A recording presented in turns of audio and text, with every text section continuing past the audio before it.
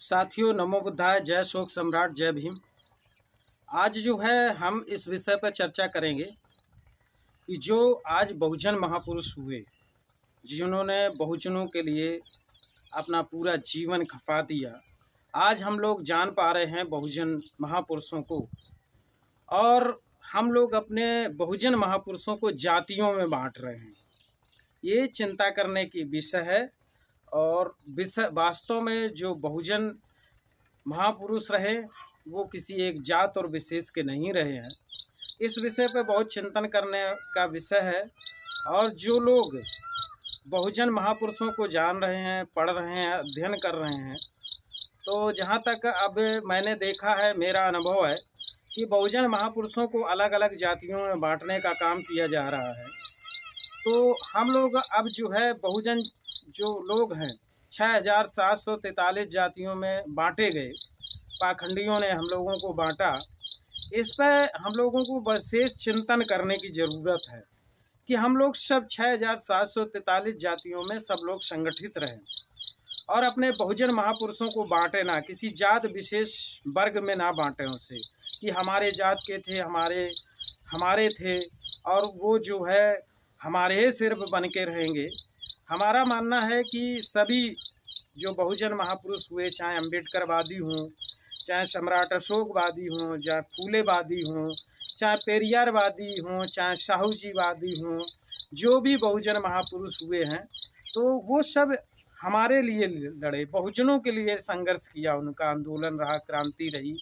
तो हम आज अगर अलग अलग जातियों में बांट रहे हैं तो ये हम लोगों की बहुत बड़ी कमजोरी है और कमी है। इसको हमें सुधारने की ज़रूरत है, जो आजकल देखने को मिल रहा है, क्योंकि फिर इसका पाखंडी लोग फ़ायदा उठाएंगे। इसलिए हम चाहते हैं, हमारा मानना है और हमारे बहुजन चिंतकों को भी इस पर चिंतन करने की ज़रूरत है। जो बहुजन जागरूक लोग हो चुके हैं हमारे और लगातार सामाजिक कार्यों में लगे रहते हैं, उनको भी इस विषय पे थोड़ा चिंतन करने चाहिए, ज़रा सोचना चाहिए कि वास्तविकता जो हम लोग कर रहे हैं क्या ये सही है। अगर हम सम्राट अशोक को अगर एक जात विशेष में बांट देंगे कि एक सम्राट अशोक एक जात विशेष के थे, तो गलत होगा, क्योंकि उनकी माध्यम से, उनके कारण से ही इस भारत का, विश्व का पूरी पहचान है भारत में।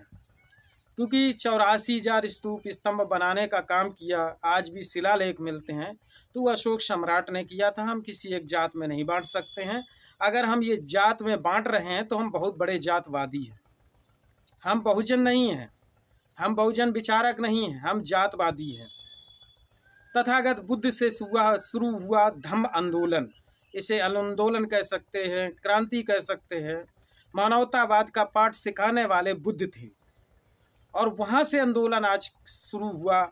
अगर हम बुद्ध को छोटा दिखा रहे हैं या सम्राट अशोक को छोटा दिखा रहे हैं या बाबा साहब अम्बेडकर को छोटा दिखा रहे हैं या फूलों को एक दूसरे में छोटा दिखाने का काम कर रहे हैं, तो ये हमारी बहुजनों की निकामी और घटिया सोच है।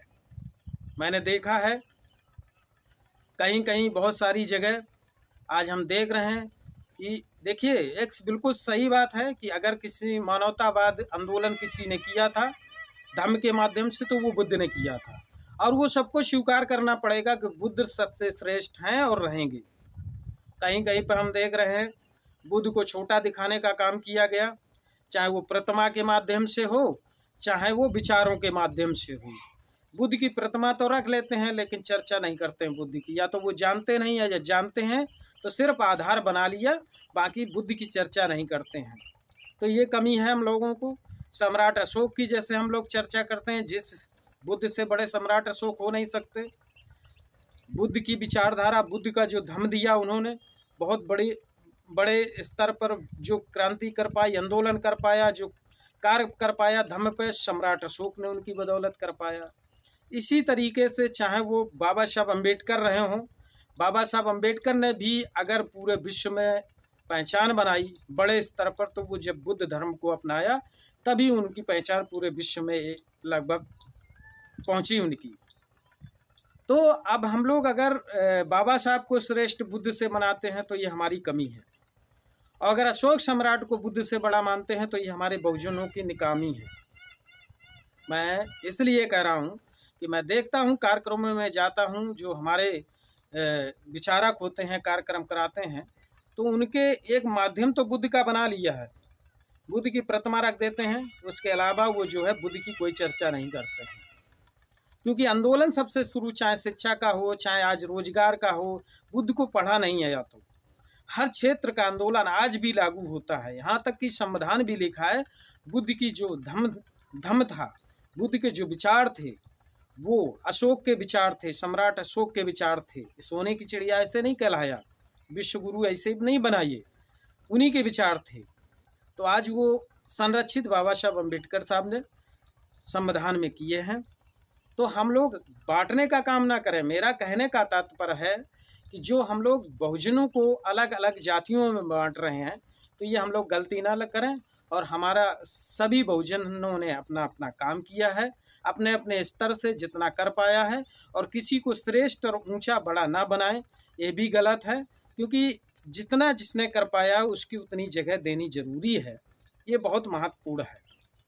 अगर हम नहीं देते हैं, नकारते हैं, तो ये हमारी नाकामी है। और इसमें बहुजन जो लोग हैं आपस में भाईचारा नहीं बनेगा। मानवता का पाठ पढ़ाने वाले बुद्ध ने सब यही सिखाया है हमें कि हम लोग सब लोग संगठित रहें, बहुजन संगठित रहे और अलग थलग ना बटे। अगर हम दूसरे अपने अपनी जात के महापुरुषों की जयंती को मना रहे हैं, इसमें बड़ी अच्छी बात है, कोई दिक्कत नहीं, आप लोग मनाइए, लेकिन सबको उसमें सम्मिलित रखिए। सभी महापुरुषों को सम्मिलित रखने की कोशिश करिए। ना रख पाए तो उनकी कम से कम विचार रखने की, या फिर बड़ा छोटा ना करें। ये चीज़ दर्शाने को जो मिल रही है, इसमें हमें सुधार करने की ज़रूरत है। अगर हम नहीं सुधार करेंगे तो इसका फ़ायदा जो है पाखंडी लोग उठाएंगे। ये इसलिए मैंने ये बात अपनी रखी। बाकी जो हमारे सामाजिक कार्यकर्ता हैं जो लगातार जगह जगह जा रहे हैं, उनसे भी मेरा अपील है, इसका ध्यान रखें आप लोग। और एक और बहुत, जैसे हम लोग कार्यक्रम कराते हैं जगह जगह एक जात विशेष में बटे हुए हैं और बढ़ जाते हैं, उन्हें कि नेमो कथित हमारे जात का होगा, हमारा नेता होगा। तो इस पर भी अपने सावधान रहने की ज़रूरत है हम लोगों को।